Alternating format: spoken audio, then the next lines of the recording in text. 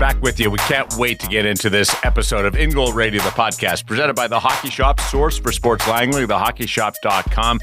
Loving what we've got lined up for you today, including the co-founders of InGoal magazine, David Hutchison and Kevin Woodley. Gentlemen, talk to me. Give me the latest on what's been going on with your lives. Hockey.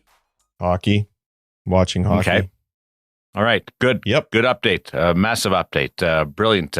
You guys should do analysis in the booth in the National Hockey League. We've got our great features set to come your way. The NHL Sense Arena feature interview.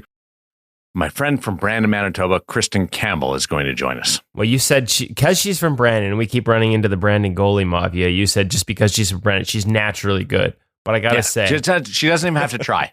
But when it comes to try, she puts in the work. And we've had a chance to see that work. And so this is a great interview because she digs into how that's evolved over the years, on the ice, off the ice, like every aspect of the game.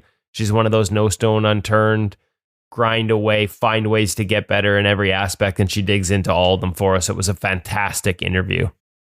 Did you ask her if she looked up to me when she was growing up? I did not, Darren. You know what? That is another piece left on the table. Yeah, that's a sad omission by me. Wow. The Stop It Goaltending You, the app parent segment, you're going to branch into a new category today.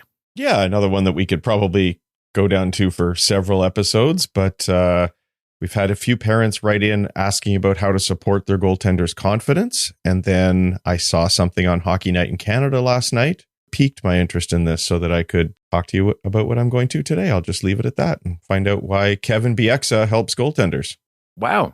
That's got my attention on so many different levels. So sorry, Kev. The Hockey Shop gear segment will focus on the kids line from Vaughn. And I can't wait to hear what's going on over at the Hockey Shop with Kevin and Cam. That's always exciting. I had a question, though. I saw a name pop up on my feed the other day. Doug Melvin. Do you think Doug uses NHL Sense Arena? Because it's helping so many different people right now. Off the ice, off season, in season, middle of the schedule. There's so many different ways to use NHL Sense Arena. Well, there sure are. And if anybody could use it, it's Doug Melvin. He would be a great spokesperson for Sense Arena, Darren. We'll maybe talk a little bit later about why that is and what's so impressive about Doug. We'll tease that one. But as to NHL Sense Arena, I would actually tie it back to what I'm going to discuss today in the parent segment, because we're going to be talking about confidence. And I think NHL Sense Arena is another incredible tool for improving your confidence. First off, you're going to know that you're doing more than the next goalie. You'll have that confidence that you're working as hard as you can with this great tool. You're taking time to improve your game. But also, it lets you do things like dial in the shot speed. So maybe you want to pull it back a little bit so that you can reinforce some key movements and you can get the feeling of success. Or maybe you want to do the opposite and dial it up to NHL speed so that you know when you step back on the ice with your own team, the pucks are going to feel a whole lot slower and be easier to track. And there's even a trophy room that you can see all your accomplishments in. Just that constant reminder that you've been putting the work in that you need to. Great thing for confidence. Have you had a tough game? Go on home, put on Sense Arena, just go have some fun. You get to go on an outdoor rink. You can go on an NHL rink. You can try out one of their regular contests. Or you can just choose a drill you like and play. Just go have fun. Because remember, as great a tool as Sense Arena is for making you a better goaltender, it's a whole lot of fun. And as much as we want to improve as goaltenders, we're out here because it's fun. So give it a go.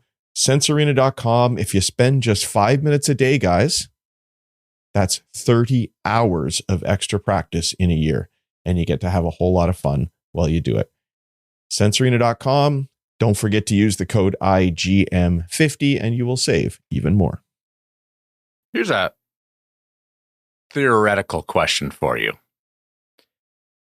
Which would you like better or lean into in practice? Slow and methodical so you can focus on your structure and your confidence, or fast and chaotic above your level, which would mean that the game would translate to feeling at half speed or slower? Oh, just coming the idea. I feel like Darren's trying to tease the feature interview here because Kristen Campbell gets into that, the two different parts of her training. And I would suggest, Darren, that you need to have both. And she would suggest, as you'll hear her suggest, that you need to have both and train both with very different mindsets as you go into each different type of training. What about you, Hutch? I could tell you the one that was most impactful for me growing up, Darren, was when I got the opportunity to go and spend a season way above my level. And but I kept playing with my regular team. So it was sort of like an AP situation that a lot of kids go through.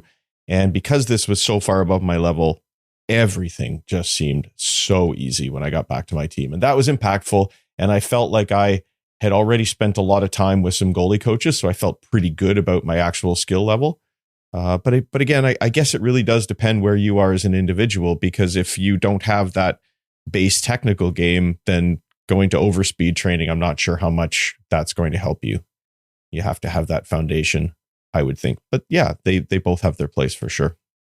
I would naturally lean towards fast and chaotic, which is going to make things feel calmer and more comfortable at your own level. But that's just me. Now, Doug Melvin. But what's your experience, Darren? Before we get to Doug, what's your experience? I mean, I know the Vegas Golden Knights would not count as chaotic, but it's a heck of a lot faster than when you get back to your recreational hockey. What's that experience like when you go from one to the other? I probably make stops on plays that I would normally be challenged to make.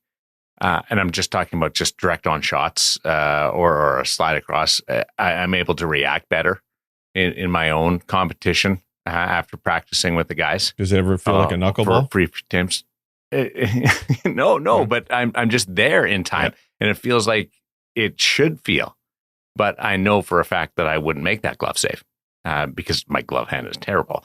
But I'm able to come up with saves after having a few practices in a row or skates in a row. And have any of you experienced it the other way, where when you play at a higher level and then you go to a lower level, you struggle because guys aren't where they're supposed, like the reads and guys not being where they're supposed to be, and it's a little more chaotic, and guys clearly trying to shoot high glove and muffing it between your legs and things like. No, that's the part. That drives me nuts. Straight on shots are more difficult. And I had a coach tell me one time, a goalie coach, because I was explaining that to them, and they said, "Well, those guys don't know where it's going. So how are you supposed to stop it if they don't know where it's going? You can't anticipate where that puck's going to end up." And there's some truth to that. Absolutely. I used to drive me nuts. I would have a decent week at my skates that are over my head and then go play low-level beer week with my friends and really struggle. And I'm like, no, honestly, I was okay this week. Like I was good against better players. What's going on? Am I losing my mind? Oh, frustrating. Can you imagine what the goaltending is like in Doug Melvin's weekly skate up in Boise, Idaho? How frustrated his buddies are, because Doug Melvin was an e-bug this past week in the ECHL. And for the Toledo Walleye, by the way. The interesting part about Doug is he's 61. Incredible. And he was an e-bug in the ECHL. And he was for the visiting team, they had very few options and they need somebody on the bench.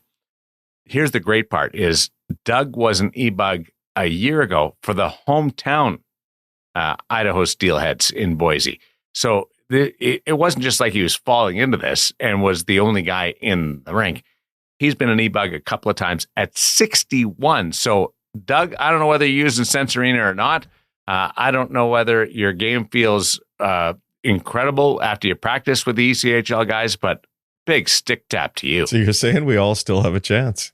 Yes. He's my new hero. Awesome. Doug Melvin is my new hero. I sent that post to a couple of people inside the organization saying, I'm a kid. Put me in, coach. Let's hope Doug keeps getting a few more opportunities so that he can actually get into one of these games, because it's going to happen someday. At 61, if I'm playing, my life is good. And there is just that.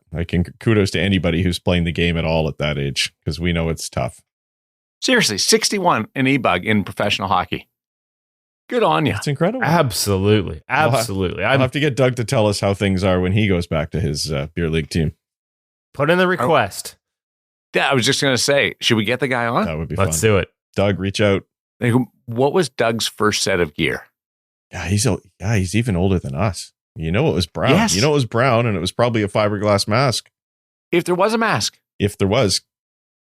Fair. I was just on the edge of being able to play without right. one. Yeah. I'm not being snarky. I know. It's entirely possible. Maybe Doug's like me. Maybe he didn't come to the game till his middle ages. Doug Melvin. Maybe that's why he can do it at 61. Woody, There you go. At 59. That's what it takes to have hips that still work in a goaltending environment. I have a feeling that's not the case, Woody.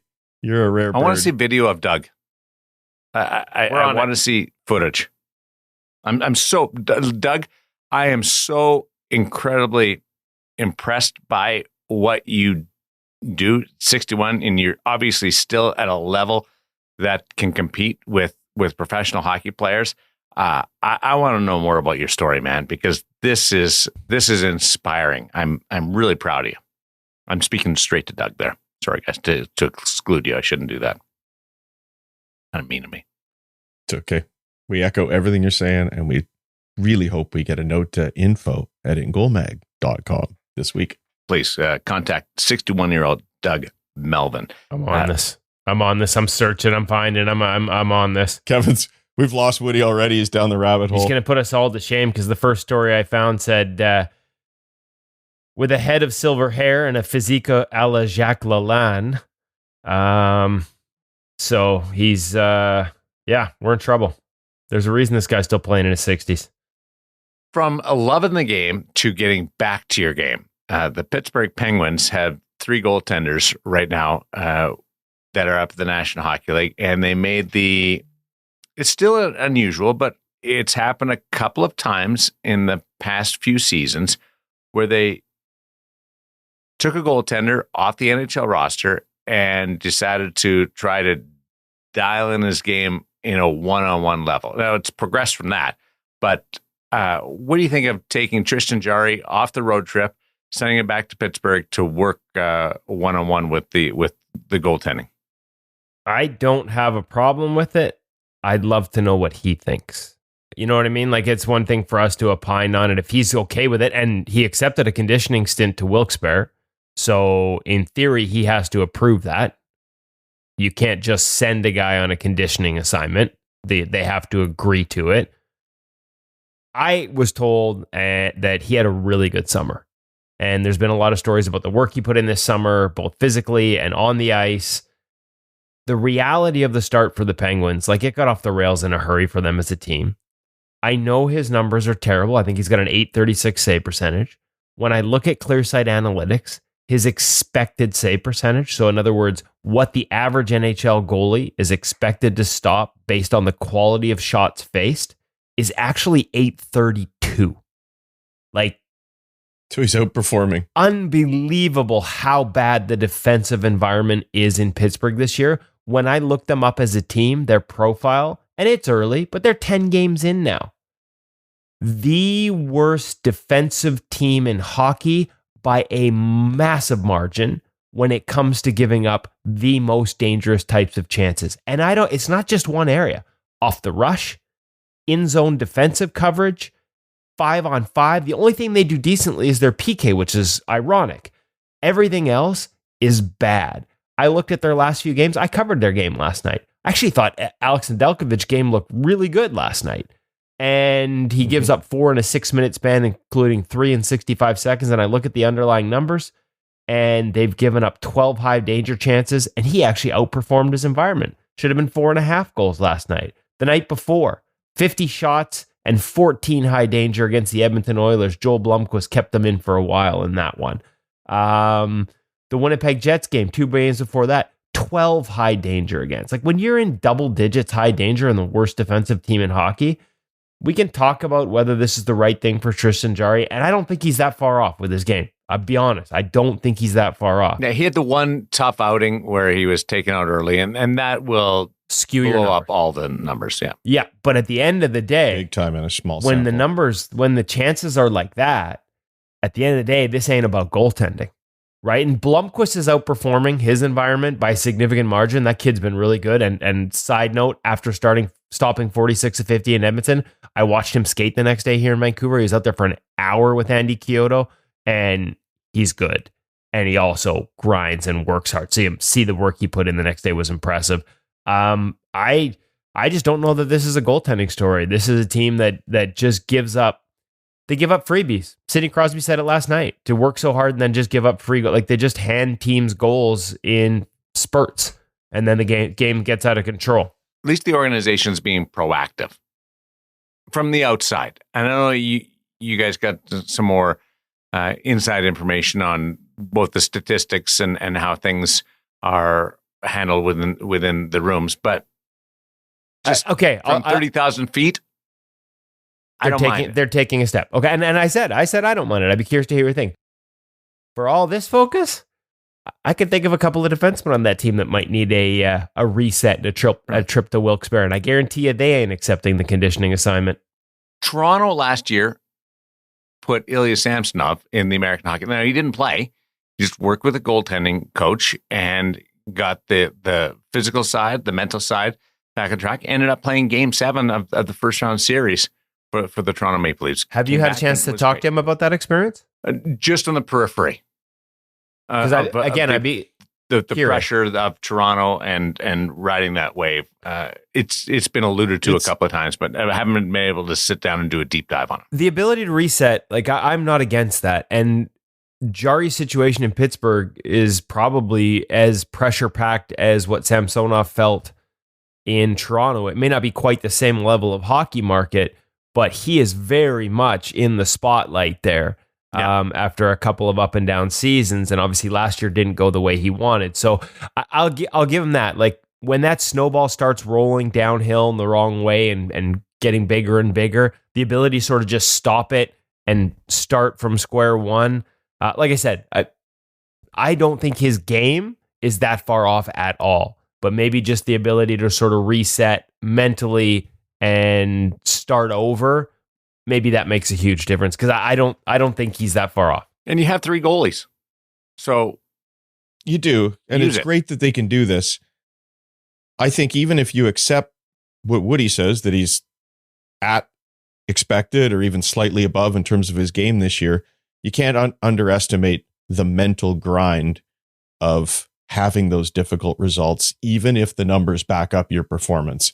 And you can't underestimate the mental grind of knowing what other people in your organization are probably assuming about those results. Again, so many people in hockey don't rely on those advanced statistics. So that is going to be a grind. And I think the opportunity to step away and get a bit of a break is probably a really good thing. Sort of 2 other points I would reinforce, though. Wouldn't it be incredible if they could do exactly what Woody said and grab a couple of defensemen and say, you actually need to go work on your game, because A, that would help the team, and B, it would reinforce for their goaltenders and the rest of the organization that there really are other things at play here. So I think that I love what Woody said about that. The other one is they were possibly, I have no inside knowledge of this, getting Tristan Jarry out of a difficult media situation on this trip when they moved him, because he played in Edmonton with the Oil Kings in junior hockey, winning a Memorial Cup, I believe. And he is from Vancouver, in the Vancouver area. So I'm sure he dreamt of coming in and getting to play in both those places, but getting him away from having to answer those questions about being a healthy scratch in those 2 places is probably a good, I guess. And again, it depends how does he see being taken off a road trip ahead of those 2 places as punishment, because maybe there's family and friends to catch up, or does he view it as a reprieve? And that's the question. I bet you that's the question that we don't, we just don't know the answer to as individuals. Listen, the organization's trying to help him. I get it. I guess from where I look at it, his teammates could do a little better job helping him out when he's actually in the net. And again, I don't know what's going on there. I got a firsthand glimpse at it last night, both in the room and on the ice. They are just bleeding high danger chances in buckets, in bunches, in short spurts of the game. Very not like a typical Mike Sullivan coach team. And until that changes, I don't know. A lot of people are going to look at the goaltending. But I don't know that anything gets better until that changes. Ned said last night to the media, I liked my game. And like I said, watching it, I liked his game too. He made a number of difficult saves. But when you're into the mid-teens and high danger chances against on a nightly basis, eventually the dam bursts. Even with Blomqvist the night before, right? He kept it 0-0 for so long. But if they pile up like that, eventually they start going in. It's a little bit like, they talk about you can't change the team, so you change the coach. When teams are struggling, you make a change, even though that's not necessarily where the problem is. I think the second tier of that is a lot of hockey teams. You can't change the team, so you change the goaltender. And just maybe it's not his fault, but we still need somebody who can perform in the environment that we are left with. The contrast with Blomqvist playing so well probably is not helping the pressure on him either, because they can kind of say, well, we have a guy here who can perform at the level. But of course, even with 50 shots, he can't, right? If they're not going to score a goal, doesn't matter how well he plays. Blomqvist, I'm just talking about human nature. 100%. Blomqvist is top 15 in adjusted save percentage right now. But his expected so far, even after the Edmonton game, is 876. Ned's is down to 863. So even on the same team, the environment can be very different. And we're talking about a tiny sample size. And I just think Jarry has gotten the worst of that sample size. You know what this reminds me of? In a much smaller window? This is Eric Comrie in Buffalo in a much bigger window. Eric Comrie in Buffalo had an 858 expected save percentage last year, which is the lowest I've ever seen over the course of a season. And everyone was all over them, and nobody would take him on waivers. Winnipeg re-signs him, brings him back. He beats out Capo Kakin in another free agent signing for the backup job, and he's now 2-0 with the Jets and posting some very respectable adjusted numbers. So environment matters, right? We know it as goalies intuitively, and when you have tools that can measure it, it gives you a glimpse into what the goalie's really doing. And I'll give you one more example. We're just pumping tires on ClearSight right now. How about Kevin Lankinen here in Vancouver and the job he's done? He's now won 4 in a row. His adjusted save percentage has come down in the last 2 starts a little bit, but it's normalized to where it has been for the last couple of seasons. Still top 20 in the league. He was 12th last season. It blows me away that the numbers could paint the picture of what was going to happen there pretty clearly. And that I have examples from each of the previous 2 seasons where it was easy, again, for statistically to say this guy's ready to pop, and they did. How are more teams not using this? Like, how? How are you missing on guy? How is Vancouver getting a guy in September for $875,000 that the numbers I have over the last 3 seasons say is better than a whole bunch of guys that signed right away on July 1st as backups? Like, it's that one. Without going down a rabbit hole, Woody, in terms of the exact service, do the numbers from some of the more publicly available advanced statistics back up the same story that ClearSight did? They don't have some of those, not to the same degree. No, and this is where they miss. This is where they miss. And I've seen some of those numbers, and I got to be careful here because clearly I'm biased towards ClearSight. But I'm going to tell a little story, and I won't name the name of the company, but a lot of them, there's an automation process in how they measure events. Yes. So I'm not talking about the analysis of the statistics. I'm not talking about the fancy math they do with the events and how they measure them. I'm talking about just specifically measuring what happened on the ice. And I had a goalie coach that requested his analytics team take a look at what actually happened in the game and what their analytics company said happened in the game. And it came back in the mid 70s in terms of accuracy, mid 70% range. We're talking about a C+ in high school, and most of the league is basing their decisions on data that would get you a C+ in high school. Drives me nuts. Woody rant. I had another example, Darren, recently, and again, I won't name a company either, but was sent a breakdown of a game, and it included what were labeled as 4 inaccurate passes by the goaltender. And I went and looked at those apparent 4 inaccurate passes, and 3 of them were him merely covering the puck at the side of the net. There wasn't even use of the stick involved. The other one was poking the puck into the corner, which wasn't even an attempted pass. So the automation with some of these services can leave something to be desired. Now, I have gone into other times and it's worked just fine. So I'm not suggesting it's all complete garbage, but there are some clear errors there. So we do have to be careful, as I think you brought up that question before, Darren, when you asked, if it's all the numbers that you have to work with, is it still better than nothing? And I would argue that possibly no. Garbage in, garbage out, boys. But different cars. You go shopping for a new vehicle, you're going to get a great deal over here, but it may not be worth 6 months on the road. You may pay more over here and it's going to last you forever. And there might be some place in between, and there might be examples of the opposite. You got to do your research, and you got to be careful of where you're putting your cash. Well, when I look at what the average goaltending salary is and compare what it costs to have this service, I don't understand why teams don't just add it into what they're doing. Because on goaltending alone, I can find, I'm not going to name examples, but I can find 3 or 4 examples where a team spends $5 million on a guy, and it would have been 2 pushes of a button to tell you don't do that, and it didn't work out. And I could have told you it wasn't going to work out. Yeah. So what's that worth? And it's also, if you're not using automation, it's in the eyes of the viewer who's logging the information. And some people just see things a little bit differently. There's going to be differences in various. You have to. That's why you create a system where there isn't what's a one-timer and what's not. What's a slot line pass that goes across the middle and is immediately shot on the other side. Things like frame rate. Is there 3 frames? Once there's 4, it's no longer a slot line pass. Things like that. So lines on the ice, whether it's a shot on goal, like using the video and breaking, and that takes time. And that takes a lot of work, and that's why it costs a little more. Well, I don't know how much a little. It costs more money to have that because of the degree of measurement used to try and make sure it's as accurate as possible. Listen, I got the other thing too is screens. Like some of the automated stuff just doesn't measure screens, and it's like screen chances are as high as 40%. There are some screen opportunities in a game that have a higher chance of going in if you hit the right spot of the net than a breakaway. Didn't have to worry about that in Doug's age, in his era. Doug Melvin. Oh, I've been doing reading as I've been ranting. Boys, I've been ranting and reading. Doug is they call him the challenger, or they used to call him the challenger. So he's old school. He's out there 2 pads straight up, 20 feet out of the net, making sure he's on those angles. That's what I read from about 3-4 years ago. Maybe he's modernized, but I cannot wait to find more about Doug Melvin. We love you. We love that you're still playing at 61. You are our hero at InGoal Magazine. And one final thought on Tristan Jarry. They call it the 3 Ps. It's they're being proactive, the Pittsburgh Penguins.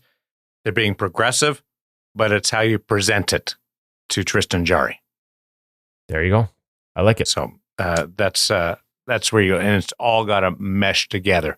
With Tristan. Over the Hockey Shop, source for sports line, thehockeyshop.com, we've got our gear segment. What are you guys focused on this week? And give me an idea of what's happening over with the fellas approaching Halloween. Well, we're going to get into the Vaughn line for kids. So junior and intermediate lines. There's a couple of different options. I got to say, when it's time to shop for your kids, whether they're just getting to the point where the association gear doesn't work or they're getting more serious at a younger age, there's a bunch of different categories, youth, junior, intermediate, and a whole bunch of different options. And they range widely from gear that won't look or feel quite exactly like NHL or high level stuff, but is designed just ergonomically for the kids to get on and off quickly, to make sure it seals and lays flat on the ice and allows them to sort of have a nice, easy, balanced butterfly, to stuff that looks like it is the same as the pros are wearing. And the Vaughn line tilts a little more towards that side. And interestingly enough, without a lot of extra cost. So my message here, in addition to listening to this, if you're a parent, I'm going to turn this into the parent segment, sorry, Hutch, but if you're a parent with a young goalie, watch these segments. And we've got a few more coming up after this one. This is the 2 of 4 right now. But make sure you check them out at the Hockey Shop and thehockeyshop.com. If you've got questions, give them a call. If you're not lucky enough to live here in the Lower Mainland and be able to go in person, because the staff there will be able to help you find the stuff that works for your kid. There is such a wide discrepancy. I've been there with Cam when he's working with the kids. They're not just trying to sell you the most expensive. They're trying to find you gear that's going to work. I say this all the time about adults and intermediate and youth goalies, junior goalies. They're there to make sure they find gear that works for your game. The same applies for your kids. and they've got an entire staff that all play the position, have been doing this for years, and they understand how to find those lines to make sure when you do make that step, when you do make that purchase and make your goalie full-time and buy them their own gear, they're going to have equipment that works for them. So make sure you check them out at thehockeyshop.com or in person at the Hockey Shop Source for Sports Langley before and after you check out our latest gear segment on the Vaughn Kids line. Welcome back to the Hockey Shop Source for Sports. We're in Goalie Utopia. We're sticking with the theme that we've been doing of late. Itty bitty pads. These ones look like pro-level pads that had just been Honey, I Shrunk the Gear. I Shrunk the Gear. The Vaughn line with Cam. Yes. A lot of pro-level features shrunk down to youth-level sizes. Cam. Junior. I always say youth because I think that's... But there is some crossover here because I'm actually holding a 24-inch junior pad. There we go. So, for those of us that remember my cousin Vinny, the Utes. We're going to talk about the Utes. Nobody knows what I'm talking about. It's a stretch. All right, let's talk about the V10 junior pad. I really like this pad in the junior category. There's a lot of specs and features that are being brought down from kid sizing, senior sizing, even the pro carbon level pad that we're finding onto this junior pad as well. So, opening up the pad itself, first of all, Primo. Well, they don't call it Primo. It's Primo. Quick slide, sorry. But it's Primo. Primo. Okay. Knee cradle. Vaughn's version of their kind of integrated style as well. They just call it their balance stabilizer.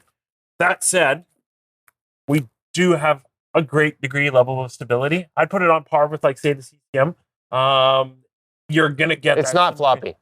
No, and that's the big point here that we're trying to make. Again, as you're dropping down into that butterfly, we need that stable surface to help that pad seal. You get a good overall pivot point on that pad. That also helps with slidability. Numerous things.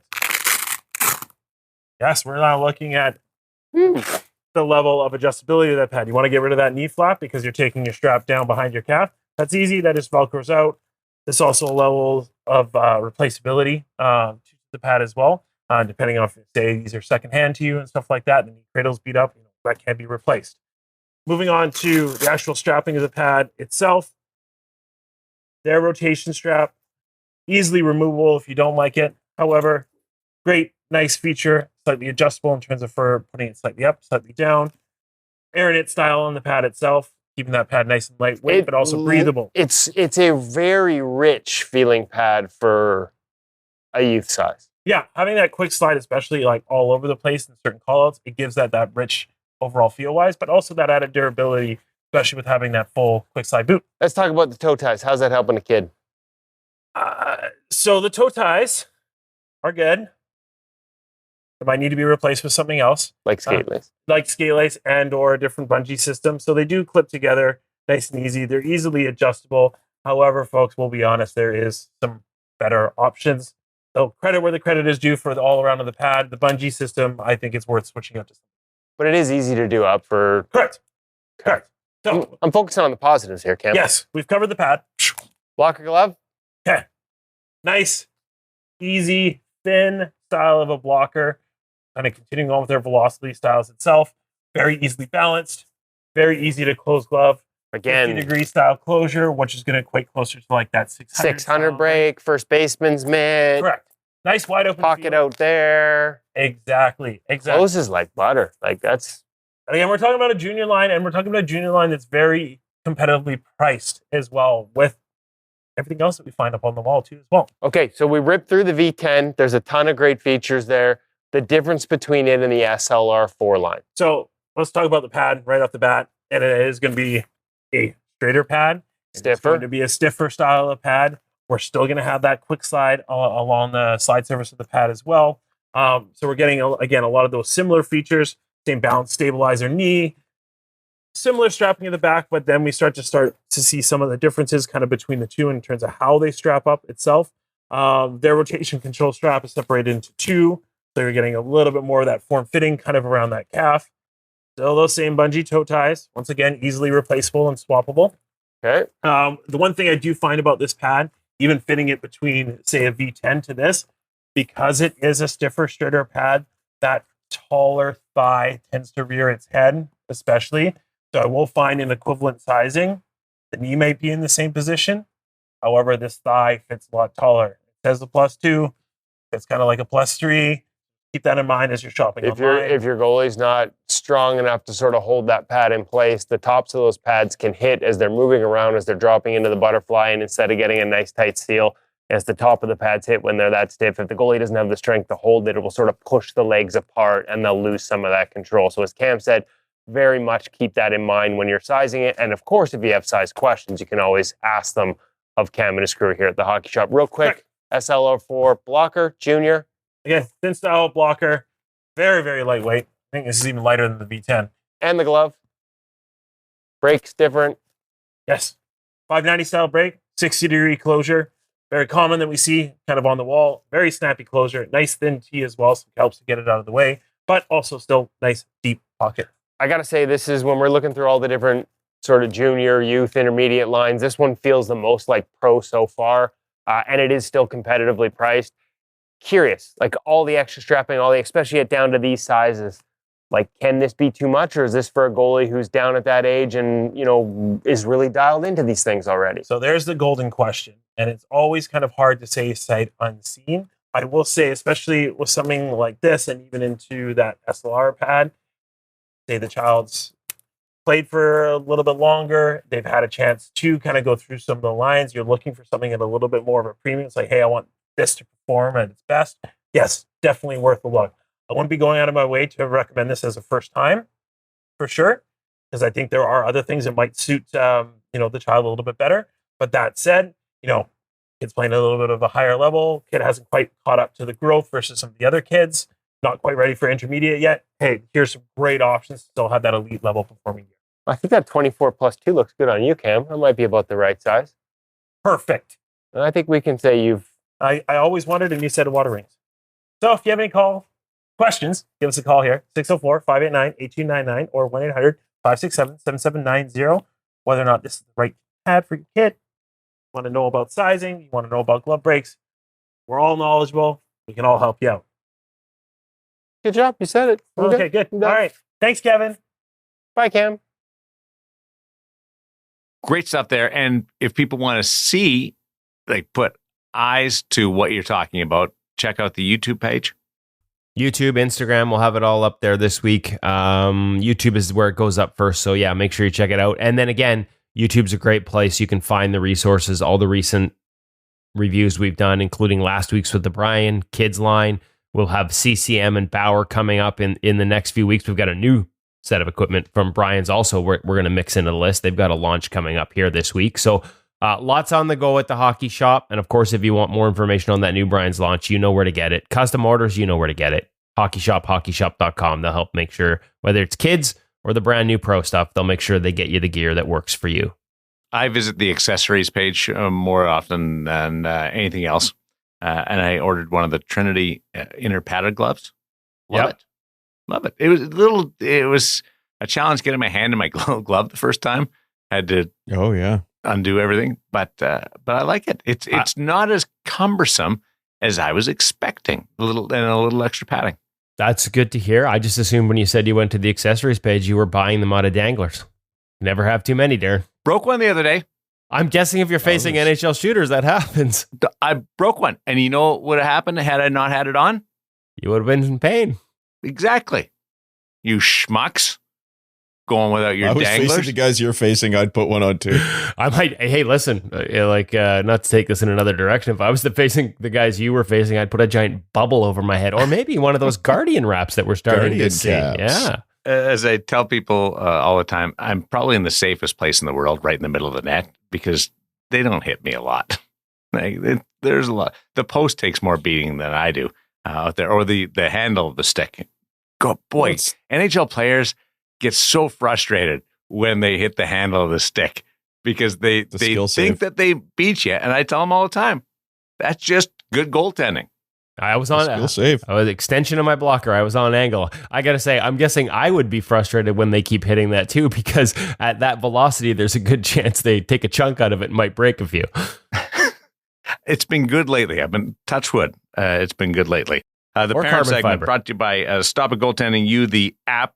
We're going to get into building some confidence, but our friends over at Stop It Goaltending You are really making some strides, and just week after week it feels like. And if you look at it monthly, there's a resource there that needs to be leaned into if you haven't already.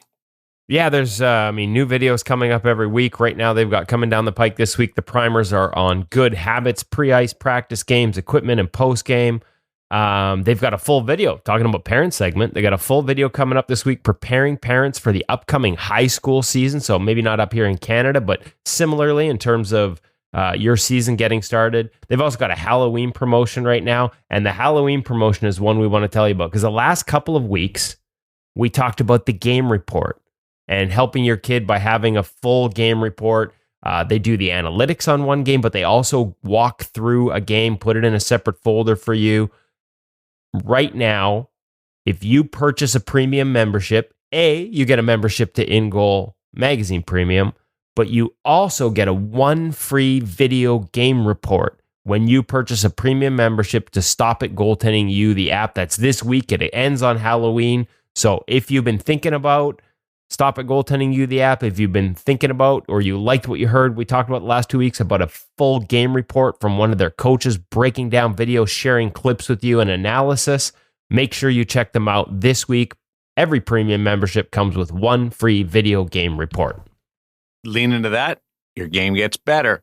Lean into the layers of resources there, and you'll build some confidence, which is where David Hutchison comes in. I'm going to. And just before I do that, guys, I don't know if either of you know this, but I got an email from one of the Canadian provincial associations this week. I'm not going to say which one yet until it's absolutely signed, sealed, and delivered, but they're going to be sending out some summaries of some of our parent segments in their regular goalie development newsletters for all their goaltenders and families. So really cool to hear that what we're doing here is making an impression and is going to be around to help out a whole lot of goaltenders. And we do similar sorts of things with the formal agreements that we have with some other hockey associations and some goalie schools who provide InGoal for all of their students. So if anybody out there would like to talk to us, please let us know. But this week, one of the most common questions I get, guys, is about helping kids build confidence in some tough times. And I was reminded last night, here it comes, as I was watching Hockey Night in Canada, and Kevin Bieksa mentioned having an index card in his tape bag throughout his career. And the first line on it was, one mistake, not two. As a reminder that it's okay to make mistakes, that you can recover from them. Just try not to make two. And he wasn't so much going into the whole idea of mental health, but he alluded and then pointed out the card that Kelly Hrudey has on set and he's carried for many years.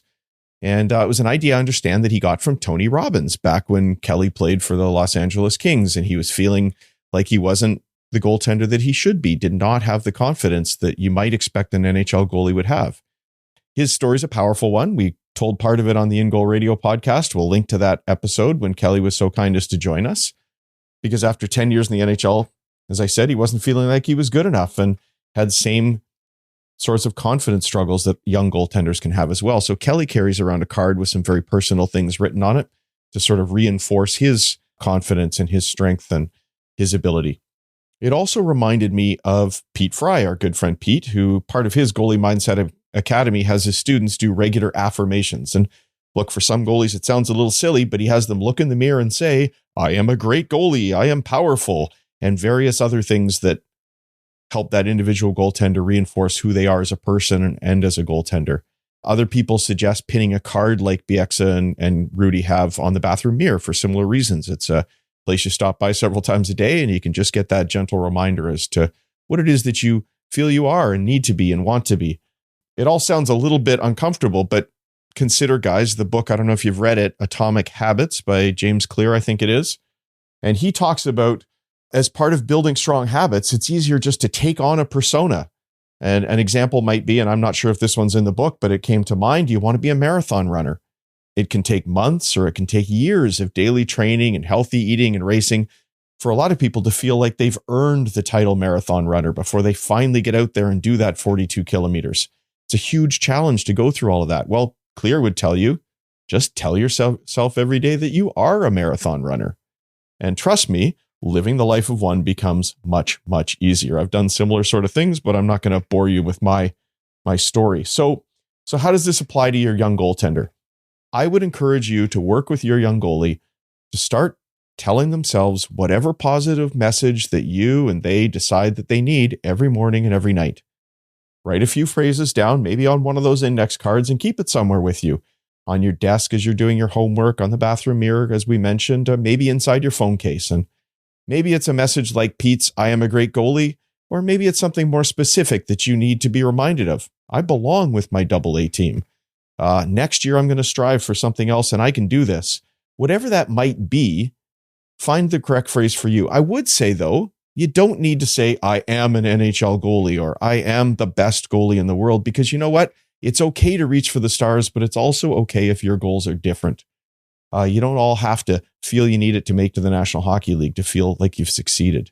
I've told many goalies in the past simply to smile as a reminder to relax.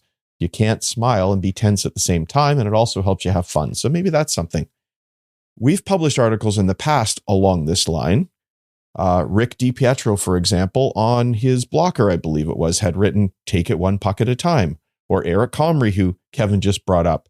I think it's on his stick. "Breathe, centered." It's a message that's changed over time, but it's a message, a mantra, something that helps them. And Corey Snyder, I think we kicked this all off with back in the day when we showed that CCM had actually stitched into his blocker for him. "Don't fear failure, compete 100%, enjoy the process, play for others."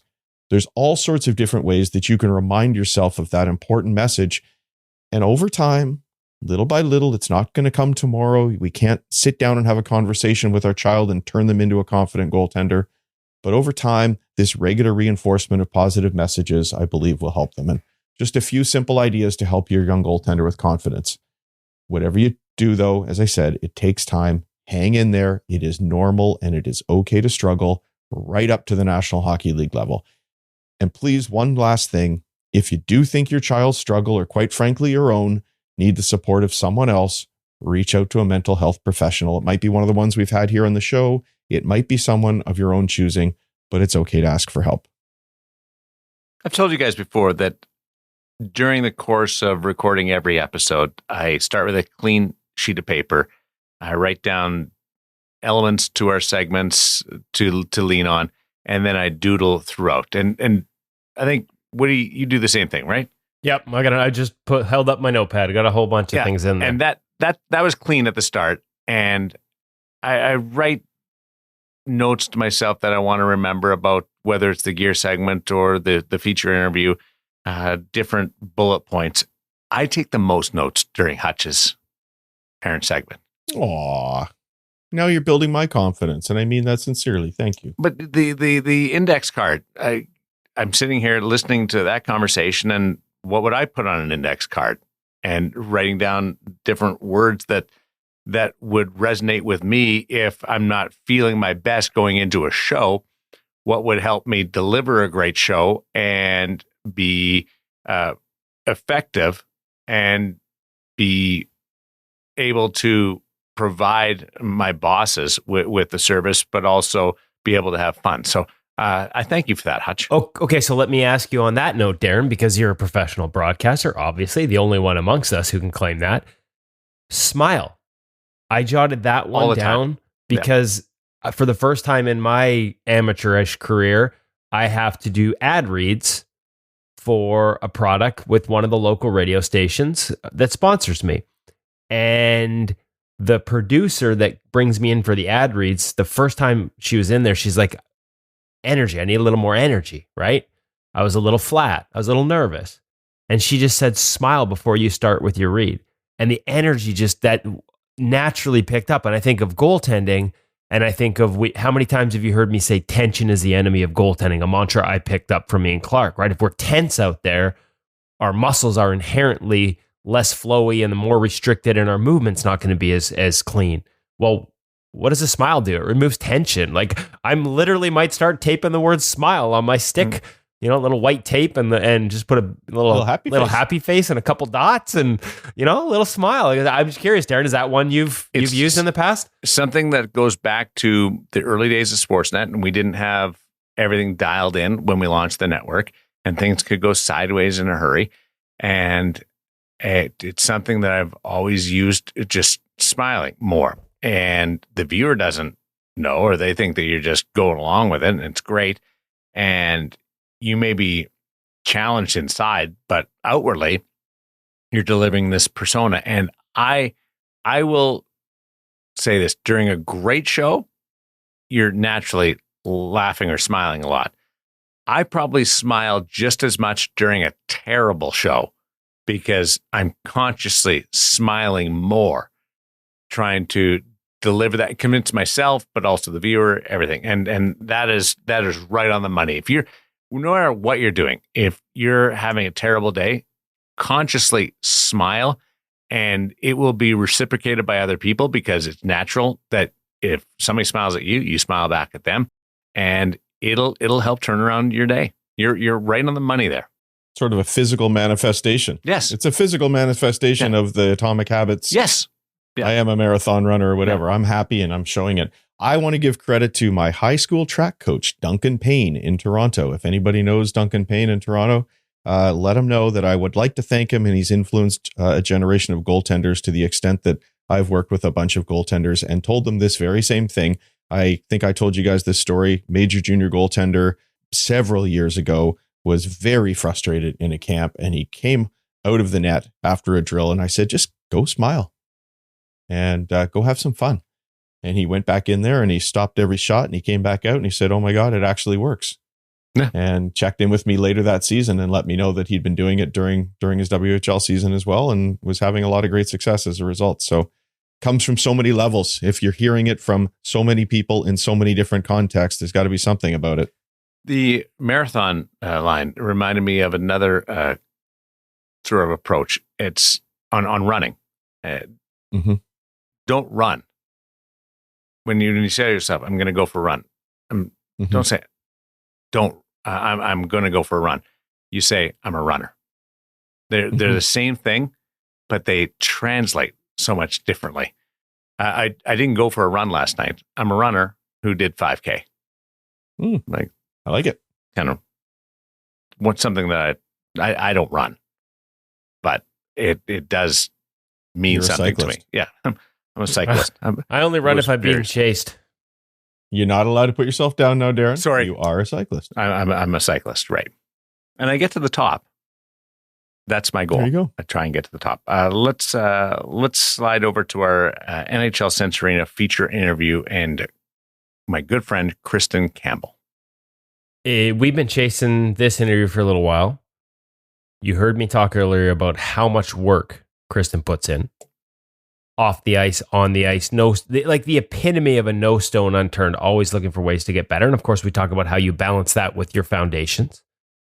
So it's hard to find time when you're as busy as she is to make this happen. Took us a little while, but the timing is now perfect. We are a little less than a month out from the second season of the PWHL.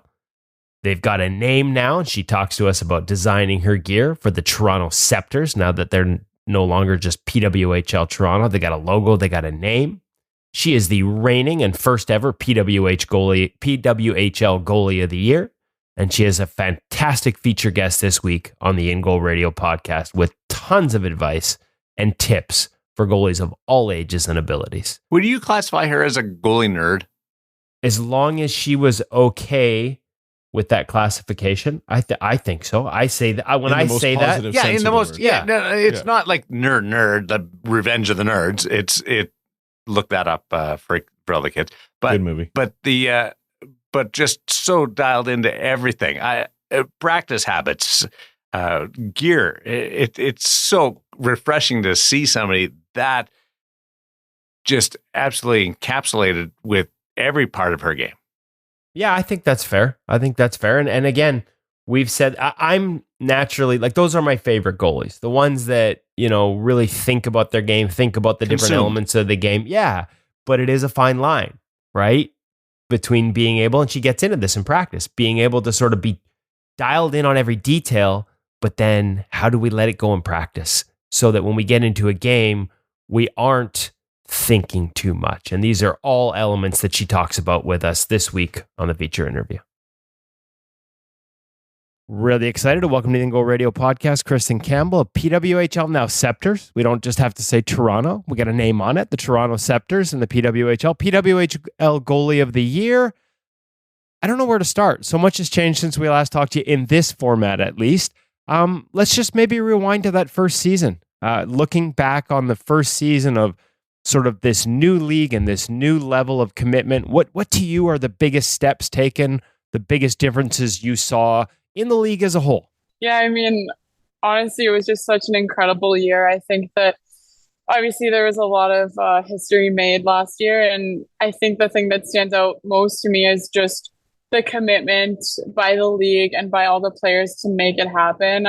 It was years and years of sacrifice by so many girls who should have had a league for many years in the past. And just like their commitment to making it all come together. And then obviously having the fan support and everyone backing us up and being able to sell out NHL venues. Really see here in Toronto, like the fan base get completely behind us. And I feel like the overwhelming amount of support was what I'm going to remember most from season one. And we're just so excited for season two and to continue that momentum into the next season here pretty soon. How does that commitment manifest itself on a day-to-day basis for you?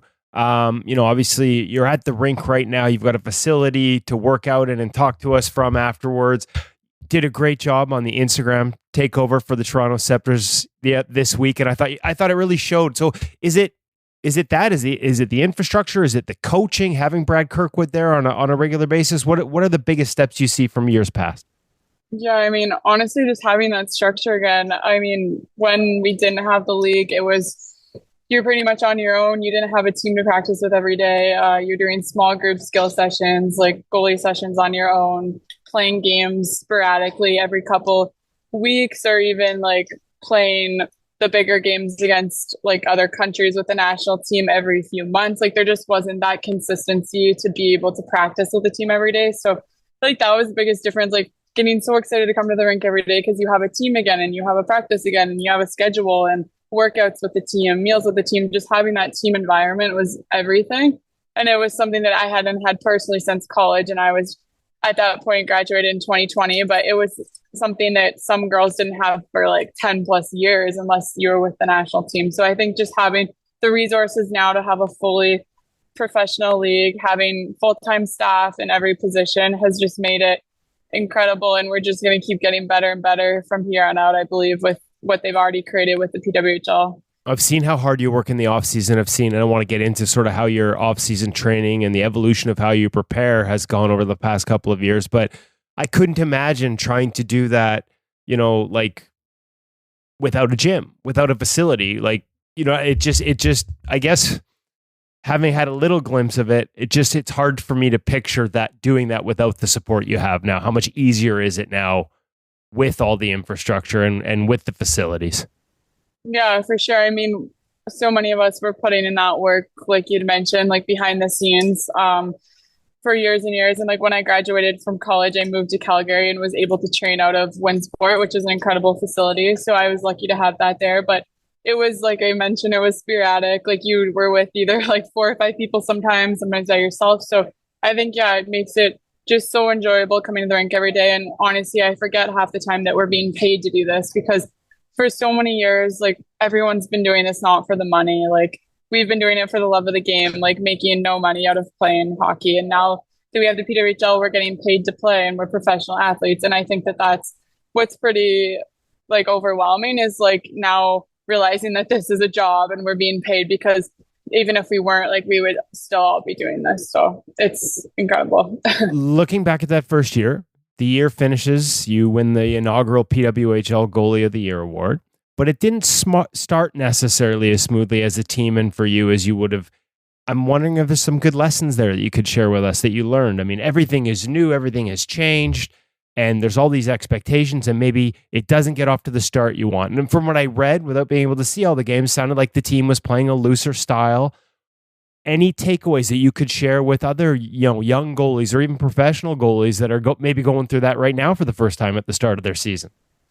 Yeah, no, for sure. It was definitely, if you look back on our season, I think people think of the win streak and like how many games we were able to win there as we got going. But I mean, we did go through adversity at the start, and I truly believe that that's what allowed us to be able to go on that win streak and to find kind of rhythm there as we went. But I think looking back on it overall, personally, it was me, hadn't played since 2020 a regular game schedule, and just being able to focus kind of like in those situations. When we started out, I think we were 1-4, so we'd played a handful of games, but it was kind of just like, hey, what are the wins in those games? Like I kind of started to look, instead of like at the final result, like take away wins for myself. Like, what did I do well in those games? Like, what can I do better? So I kind of took a step back and was just really focused on the process of it all.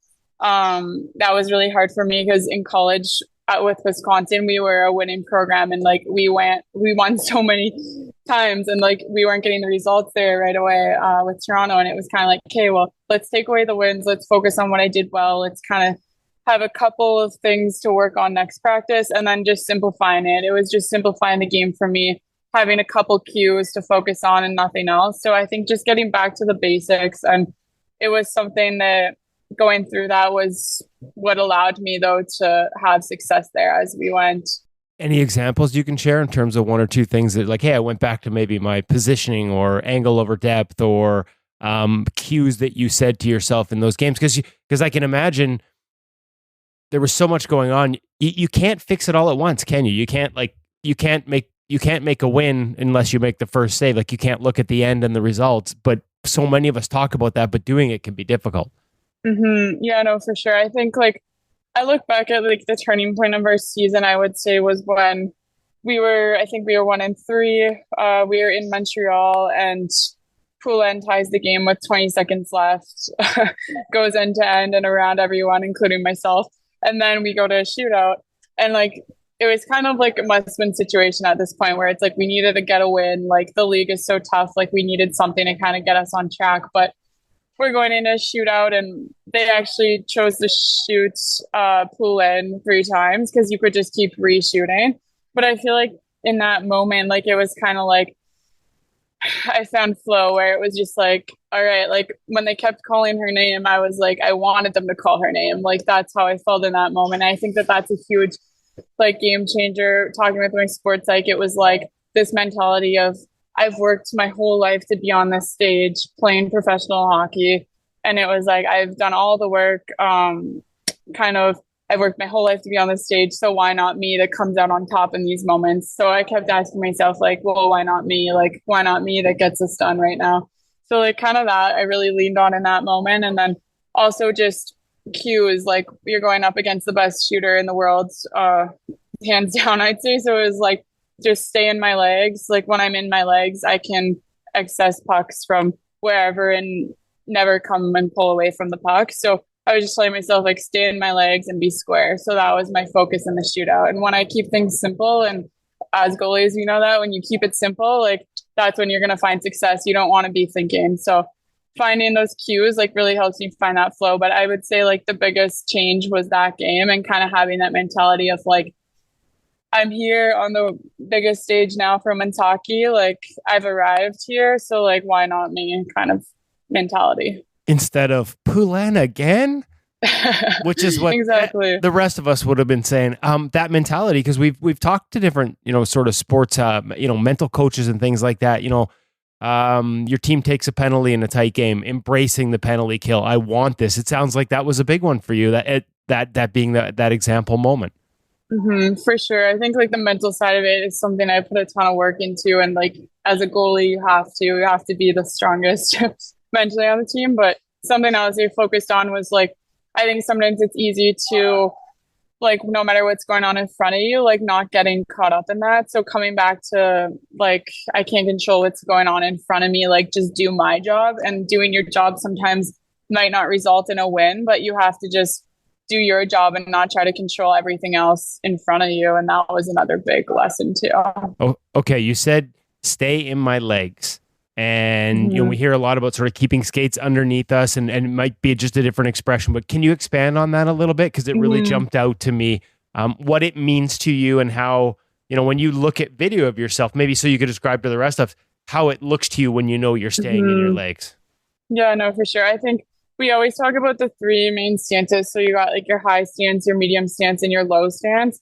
So something, I feel like I'm a bigger goalie, like 5'10" in the women's game. So sometimes I feel like I stay up longer than I should. Like I need to, when it comes across the red line, it's like I should be like getting in my legs, like finding that like high to medium stance so that when the puck becomes a shooting threat, I can snap into it. So not being too straight up, if that makes sense, like getting in your legs, that athletic position. And as the puck gets closer, not coming up because you're trying to make yourself bigger, actually like diving into your legs so that you can be as structural efficient as possible, like keeping that solid structure and being able to move laterally. I think everything you can access at every save selection if you're in your legs. And that was something I was working on today in practice, and I noticed a big difference. And I just tell myself, stay in your legs, no matter if it's an east to west pass or like a breakaway. Like if I'm in my legs, I'm giving myself the best chance to come up with the save. So I think that makes sense. Yeah, no, it does. I mean, I'm just trying to make sure how it translates in my head may not be how it translates in the audience's head or what you mean, but sort of staying engaged with your legs, not coming up and off of pucks early in sequences or when you're moving. Yeah, making sure you're loading, like pretty much loading your legs and not being straight-legged or, just finding that athletic ground. I mean, the game's constantly evolving. Your game's constantly evolving. What are some of the changes? You mentioned staying in your legs. What are some of the other things that you focus on? Like we're a little over a month, home opener November 30th. So there's still a build up here for you. What's the focus right now? Does it change daily or little things you're picking away at? Yeah, I mean, like I always have like 1 to 2 goals of each practice, like what I'm focusing on and what I'm working on. Today I was like staying in my legs and just having basics like strong eye lead on every puck and snapping those eyes. So kind of just getting my tracking dialed in. But yeah, we had like 20, 25 girls out today. So it was like a full 4-on-4 kind of flow. And that was really nice. But I think it's been a long off season. Like we were kind of starting back on the ice in July. So you got July, August, September, October.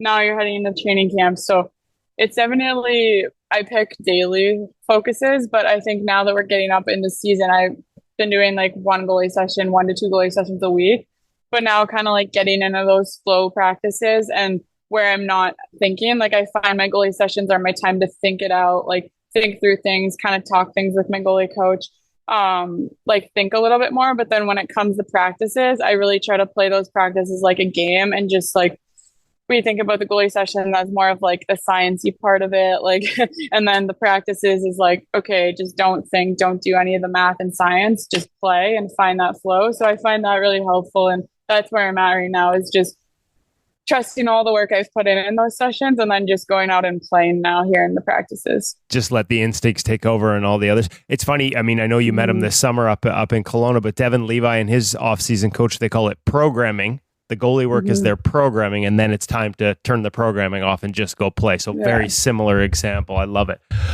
Is that easy? Like when you get into game situations, do you find doing that in practice makes it easier to get into a game and just play? Because we hear that all the time, right? Goalies can become a little too restricted and thinking about things and technical in their play rather than just going out and let the instincts take over.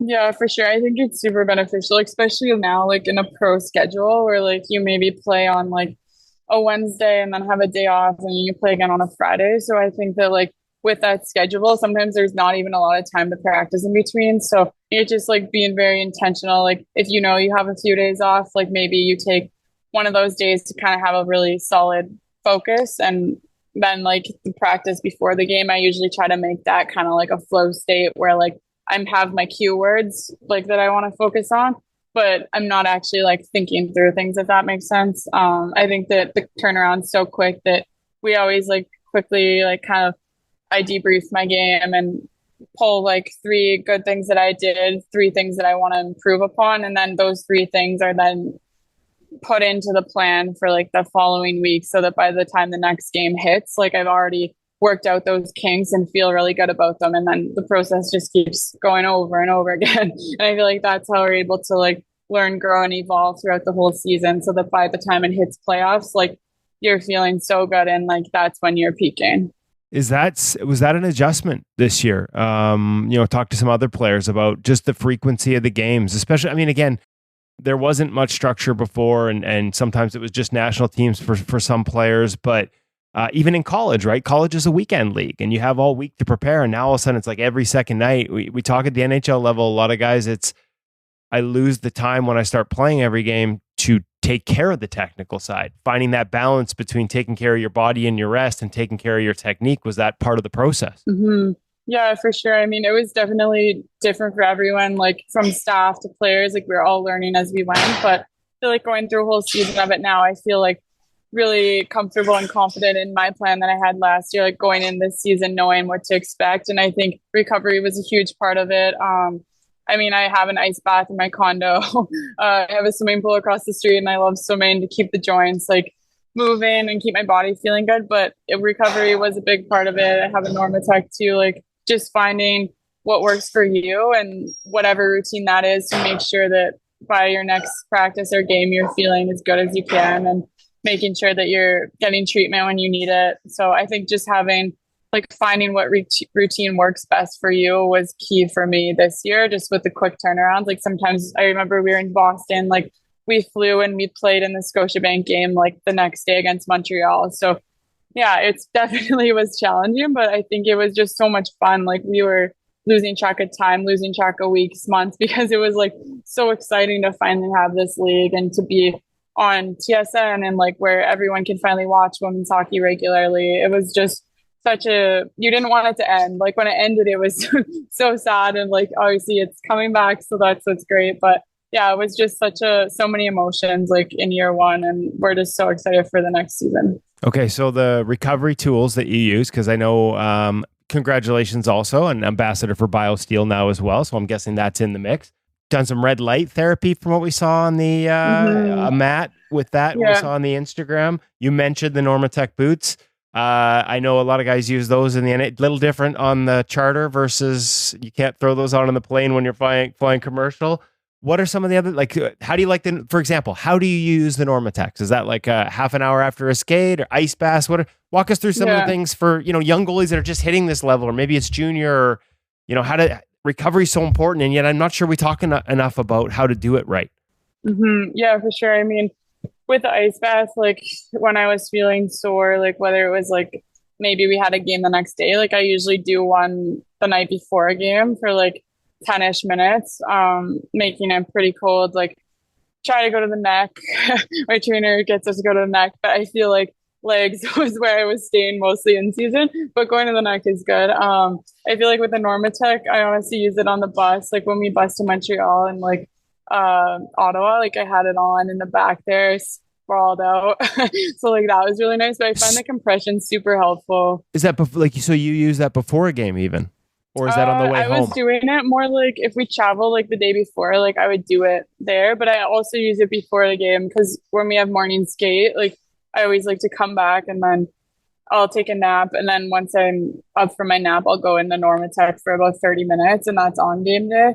Honestly, like whatever I feel my body needs. But I mean, I find as a goalie, like obviously we use our legs a ton and I get pretty tight, but the compression just really helps like feel like I honestly noticed a huge difference because after games, like if we played a late game on the road or something, like after the game, like we sometimes have a tight turnaround with like getting up at like 6 a.m. to like catch a flight and my body would just be so achy because you haven't got like your solid sleep cycles.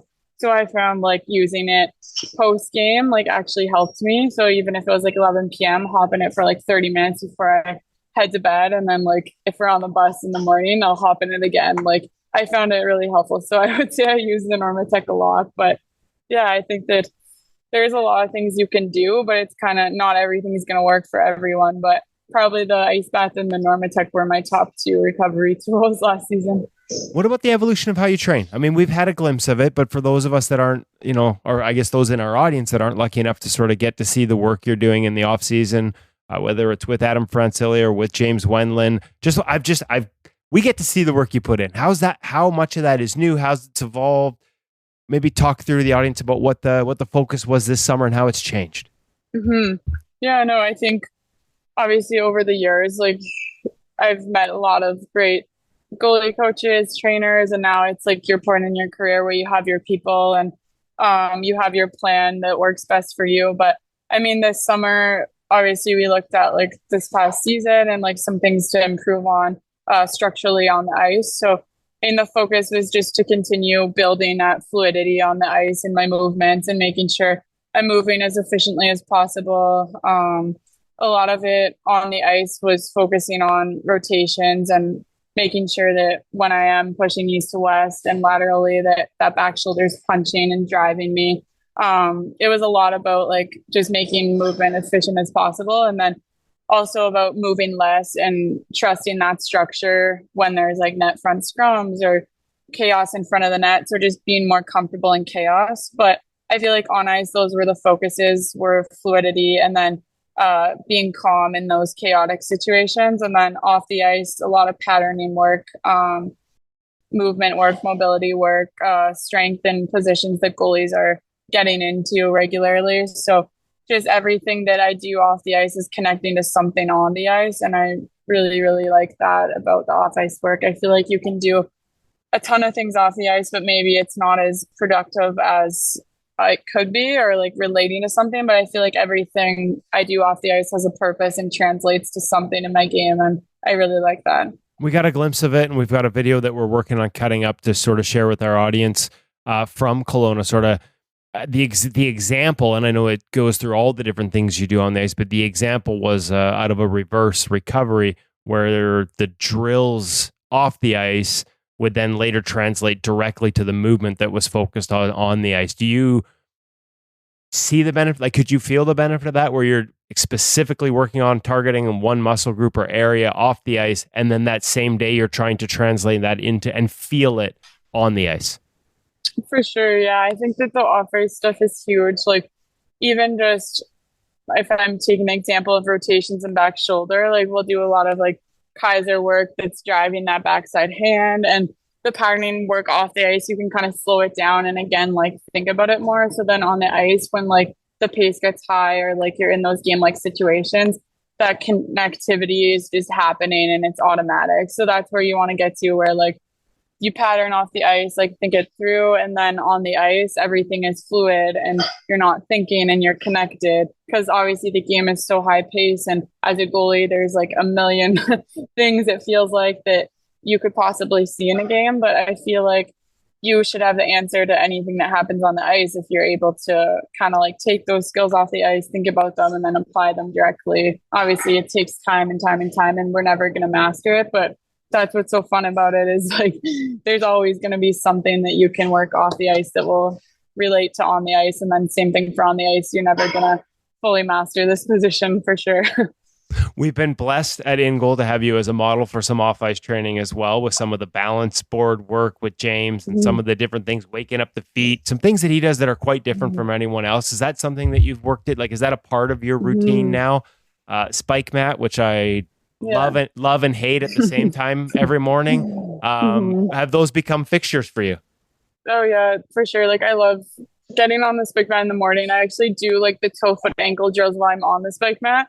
I found like that's been helpful, like really releasing the feet. But I feel like now my feet are really comfortable. I feel like it doesn't feel like it hurts, but probably because it's not holding as much tension as it was before I started using it. But I think the toe, foot, ankle stuff has really helped me, like with my edges and like finding like the sweet spot on my foot. Because when I'm loading, like even on my post, like I'm trying to kind of like drive the big toe down so that when I'm pushing, like I'm getting into my knee more and like landing in a better spot. So I feel like it just helped me like be overall like more aware of like my foot positioning. And obviously like your feet kind of do a lot for you and like connect to everything in your body, and they're really important. So yeah, I think just like keeping them like also loose, but also having that like proprioception and control like translates big time into like how we use our edges on the ice. And I have noticed a big difference, and also pretty like flexible ankles. But even with your post work and like being able to get onto the post like smoothly is something that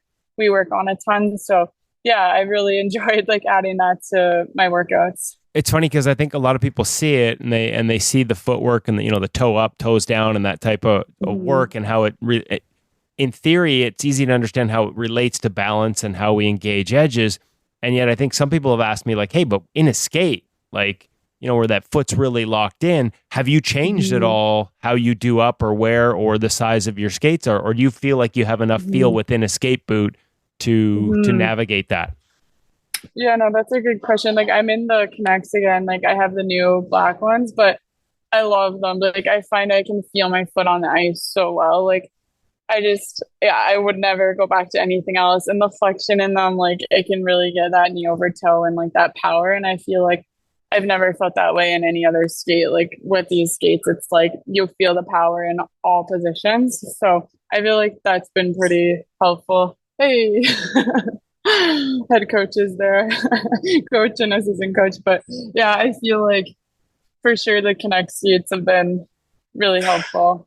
Okay, that's it. Well, and that's it. That would be interesting. I'd be interested in, when some of the skates where the toe box a little more tighter, a little more restrictive, it'd be interesting to see if people feel the same ability to retain that control with the footwork. So speaking of Bauer, you now have a logo, you now have a team name.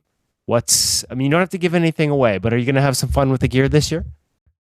Yeah, for sure. I have, Bauer's done an amazing job. I have a couple of pairs actually lined up. So it's it's always fun working with them. Like I work with Tommy Neer out of Bauer, and he's always like has the coolest ideas, and we go back and forth and bounce ideas off each other and then come to a conclusion. But it's definitely been a lot of fun now, like having the logo to add to things, and then obviously having a new team identity. So I think it's already showing up in Toronto next week, I heard. So I'm super excited to reveal it here pretty soon. And I feel like they always do such an incredible job. It's almost like I feel like big expectations every time I'm designing gear, because I'm like, oh man, it has to be as good or better than what we did last, but you did such an amazing job that it's hard to beat. But yeah, I feel like they always somehow find a way to make it even better each time. So pretty excited to do the gear reveal soon. Well, that's a sign for everyone to make sure they keep an eye on your social media over the next little while to see those pop up. The Canada gear is always they always do a nice job with your Canada gear as well. How are you mixing these two things? Like, is it just easy, especially with Brad as your goalie coach there in Toronto and on Team Canada? But balancing that schedule, has that been difficult at all, or just different? Yeah, I mean, it's obviously different. Like before, we never had a league to go back to. Like the Canada, like camps and the games and everything were like the only time we actually had that structure. So I think, yeah, it makes it honestly that much more exciting. Like we obviously have the national team stuff to go to, but then we also now have our pro teams that also take up a big chunk of our season now. So I think it's just different, and like you got to find a way to manage it. I mean, last year was like a 3-week break for World Championships, and then you're hopping back into season. So it's definitely challenging, but I think that everyone found a way to make it work, and you just kind of have to have a solid plan for both sides of it. And then, yeah, having him at both too, it's like we try to separate both sides too, where it's like when we're at Hockey Canada, like obviously that's the priority. And then when we're at Toronto, that's the priority. But yeah, I'm familiar with him. So obviously like it helps like having him at both because we know each other very well. So. He knows your game. He knows what you're working on. It would seem to be a nice fit that way. What about having teammates now on the national team that are your opponents? You mentioned the shootout with Poulin. Like, is there good-natured back and forth, some chirping going on? Because it's like, this is somewhat new, and yet the camaraderie and the rivalries between different countries, and now having Americans that are our teammates, and it's hockey at the end of the day, but is there some good, fun, good-natured chirping going on out there?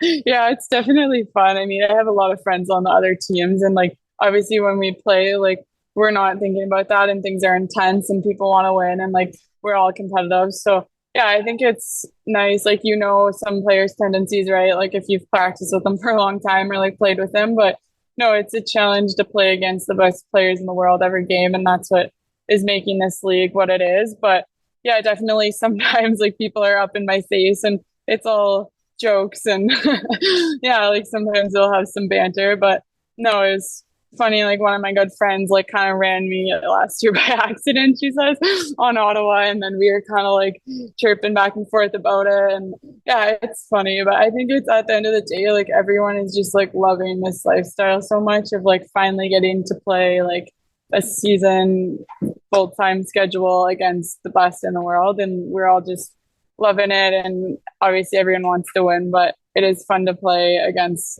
the team, like your teammates. All right. Well, we're looking forward to watching it again. Home opener, I believe, is November 30th. You've got the Boston Fleet in town. Camp's opening soon.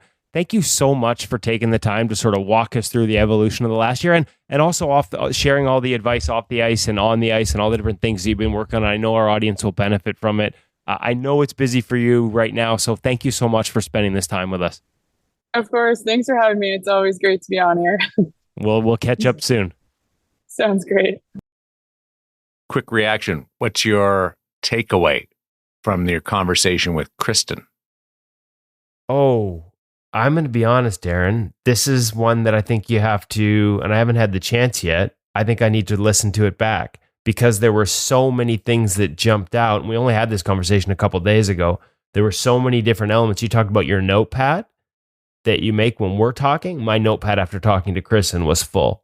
I think one of the big ones for me, and I mentioned this in the interview, that Devin Levi sort of calls it between the programming portion of practice and the playing part of practice. I think that is a big one, that we can work on goalie drills and technique to make sure when we're out there, we're the most efficient we can be, and that's a good goal to have. But that at some point, you have to go out and play the game and read and play on instinct, and balancing those two. Everyone has a different way of doing it. Everybody has a different balance point on how much of their game is instinct versus technique. But finding a way to let the programming part go and find the play tool element is so important.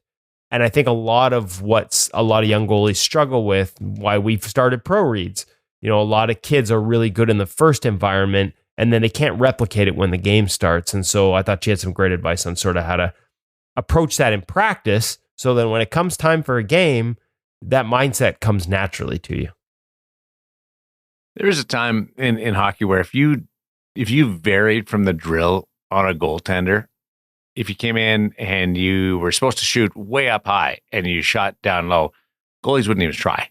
It's like, do the drill properly. Yes. And now you find a lot of goalies double down on trying when the player just varies the drill because it's different and it's unexpected and you have to react to it. And you don't want it happening all the time, but if it does happen, you're ready for it. It's almost like training practice to the game. Well, I mean, there's two parts to it. If you're doing a goalie drill and there's a specific technique and you're specifically working on something, you don't want a drill wrecker out there. Marcus Naslund used to be the worst drill wrecker every summer in goalie camps with Canucks goalie coach or former Canucks goalie coach Ian Clark. But as Carter Hutton told us for an article up, like, if you just do that all the time and you know where the shot's coming and know where it's headed for, you lose the ability to react instinctively. We have to find a better line of that between those two worlds. Hey, and when the drill breaks down, isn't that when it gets fun? Yeah. That battle between players, shooters, and goaltenders to see who's really going to get it when things break down. And that's a lot of fun. Just remember, clean out your net before every drill. Because if you let it pile up, players notice. They're like, oh, a lot of pucks in here. Having a rough day. They may not have even been at your end for a while. What's going on? My kid played for a coach who was an old school's 1970s junior B type coach. And I watched him go and start screaming at one of the goaltenders in a tryout to clean out his net. And he said, if I look across and I see a net filled with pucks like this, what do you think it makes me think of you as a goaltender? In far more colorful language. I had a coach skate by me one time and says, you must be warm. I said, what? You must be warm out here. It's fine. I don't get it. He's like, no, seriously, you got a lot of coal in that net. Must be keeping a good fire going because of all the pucks there. It took me a while. Probably shouldn't have, but from then on, Like there's no pucks in that net during practice. Carey Price never left a puck in his net in practice. Was famous for making sure anyone that ended up in the net was immediately expelled and sent somewhere else. I like that. There's a little bit of swagger and attitude that can come with it. Yeah. Yeah, just be careful, because I've also seen coaches with the exact opposite opinion, and he's like, "Get those pucks back in there. Stop screwing up my ice surface." And also don't be turning around mid drill to make sure that puck's out when there's a flow drill happening and there's like 3 shots coming at you. Firing it head high into the boards where the players are lined up that screwed up the last rep of the drill. I wonder what Doug thinks of that. Doug Melvin. Good old 61-year-old Doug. We got to find that out. Got to track down Dougie. You threw me. My dog's name is Doug. He's not 61. No, he moves like it, though. He's got a bad hip. He's a goalie. He's got a bad hip. Dougie, we're coming for you. Doug Melvin up in Boise. E-bug 2 times over. Want to know what he uses for gear? Everything. Like I'm fascinated. I'm absolutely consumed by chatting with Doug. This is going to be the InGoal equivalent of a ESPN 30 and 30. Yes. I think Darren's doing this feature interview if we track Doug down. Doug, like, I love the game. I love playing the game, and I'm at an advanced age for goaltending. Doug's older than me, I don't talk to people like that very often. And I'm just curious about what drives him. What keeps him going? And if he does adopt some of the modern angles to his Challenger nickname. Well, like I said, the Challenger story's a few years ago, so I'd be curious to see if it's evolved over the couple of seasons since that article was published. We got to find this out. These are the things that we have to find out on the InGoal Radio podcast. Thanks to Kristen Campbell for being part of our episode with the NHL Century feature interview. Cam over at the Hockey Shop with our gear segment. Hutch nailed it again with the parent segment. And you guys, good catching up with you. Awesome stuff. You make my mind just think a little bit. And when you're thinking, you're advancing. Even if you don't agree with everything, you're still thinking. Be good and have a great week. And we'll talk to you next week on InGoal Radio, the podcast.